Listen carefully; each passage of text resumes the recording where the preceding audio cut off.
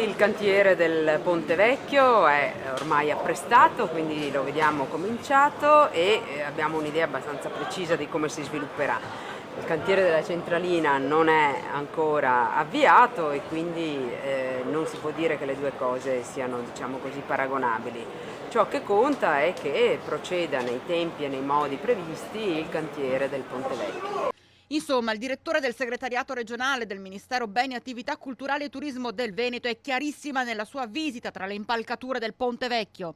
Priorità al Ponte Vecchio. Quella della centrale idroelettrica che potrebbe sorgere a 2 passi dal manufatto palladiano è una questione che non vuole trattare perché non ha alcuna attinenza, dice, con l'imponente lavoro di sistemazione del grande malato, il cui inizio è già stato ritardato troppo e non si accettano più proroghe, soprattutto se c'entra la centralina, considerando che la sovrintendenza, che ha avanzato richiesta di vincolo di tutta l'area, avrà l'ultima parola.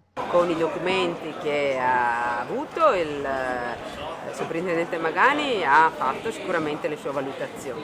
Si sa che sono molte le realtà, compreso il comune, contrarie alla realizzazione della centrale idroelettrica.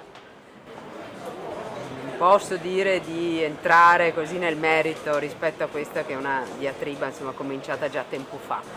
Mi pare che tutti si stiano sforzando per chiarire al meglio la situazione, per cercare di dare reciproche garanzie e questo è un approccio importante di sicurezza, di prudenza per tutti. È chiaro, bisogna tener conto della volontà dei bassanesi che in più occasioni hanno detto chiaramente no a quella centralina di via Pusterla. Obiettivo unico, primario e solo proteggere il ponte e l'ambiente circostante.